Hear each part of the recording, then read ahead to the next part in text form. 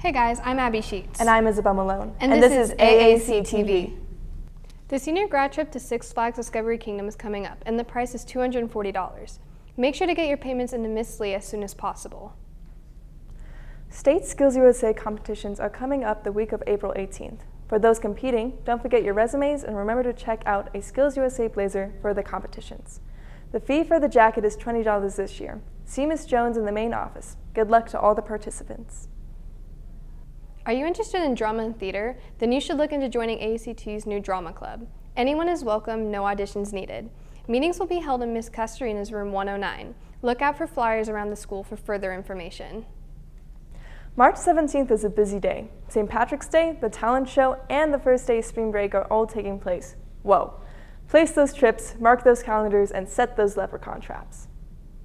As we've all noticed, the weather has been pretty crazy recently. Yeah, driving to school has been kind of scary. I know, it's been so icy out, and now it's going to be flooding next week. Man, that Reno weather.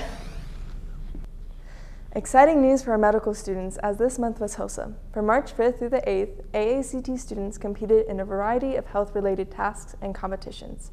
Congrats to everyone involved. AACT's Dungeons & Dragons Club has been raging on for 2 months now, and we have Elijah here to tell us about the adventure. Roll for Initiative, D&D, also known as Dungeons & Dragons, is a fairly popular game and it's played worldwide, now being played in AACT. Even though D&D is a popular game, not many people are familiar to it in contrast to those who play D&D. Some unfamiliar with D&D will think it's a game with knights versus dragons, princesses, and just dungeons. But it's way more different than that because there are multitudinous ways to play D&D. So, what is D&D and how do you play it? So D&D is a tabletop roleplay game, and what we've lately been doing is we've been making our own campaigns based on, like, say, of course, the original D&D. We've also been basing it off like other franchises, like, say, Pokemon or Bioshock, you know. I'd say the main thing that makes D&D so complicated would be dice. As of course, dice are random, and it really affects how the story can go. Say you roll a 1, you would be fighting a goblin, you punch it, and you'd break your own hand. I've done that before. Or you roll a 20 and just instantly obliterate it. It's mainly the dice that gives it its complications. D&D is like a tabletop RPG game, which essentially means you're playing like World of Warcraft and those universes, those fantasy universes, in like just at a table with other people, and you're rolling dice and you're making up your own characters and all that stuff. So the reason why D&D is such a complicated game is because we have about just combat alone. There are thousands and thousands of spells, there's thousands of rule books, and there are thousands of battle strategies and stuff like that you can use in combat situations. That's just combat alone. Imagine how worlds are, imagine how, like, just outside stuff would have been if that's just combat alone. Now you can join their conquest to slay the dragon, all in the name of fun, and not only to learn new ways to play D&D, but to be creative in the way you choose to be for any game that you decide to play. Reporting for Trailblazer Media, I am Elijah Lara. That sure seems like fun, Elijah. Congratulations to the Culinary Academy for bringing home 2 gold medals last week in the Pro Start competitions. Good luck at Nationals.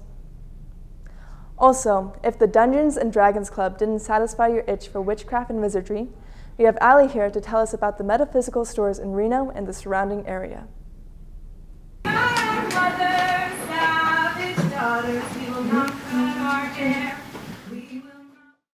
Witches, wizards, and warlocks. Powerful beings said to hold unbelievable power. Although some people are still waiting for their letters to Hogwarts, many don't realize that being a witch isn't as far-fetched as it seems, although not in the way that you'd expect. Reno and Sparks have many specialty stores with peculiar tastes. From crystals to spiritualistic items, if there's a demand for it, you'll most definitely find a store for it. It's a local neighborhood metaphysical shop. As an energetic container that is here to support the community in whatever way that is possible. It's not really what you see in movies where it's devil worshiping and Satanism and animal abuse and all this really weird, bizarre things that people get in their mind. I think that they should just come in and talk to us. I think they would be very surprised at what you could do with a little bit of incense and some crystals. Owning or working at a store like this comes with plenty of controversy, as the idea behind it may not be accepted by many different people.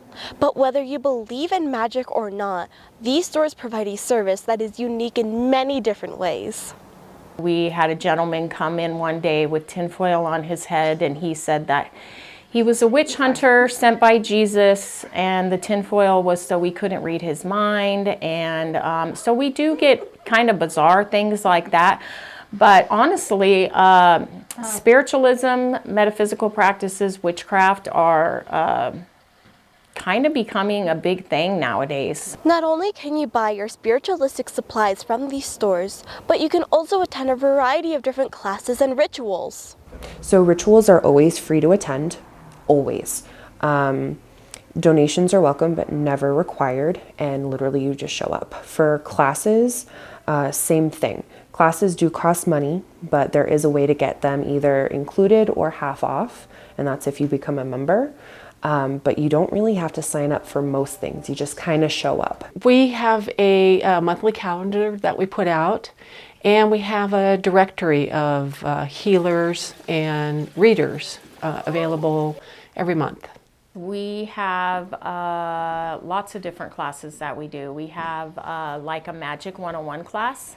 We also have rune reading classes that we do, different types of rituals and things like that. These are businesses like any other, and owners want people to know that there is nothing to fear when it comes to metaphysical stores like these. It's okay to be skeptical. Absolutely okay.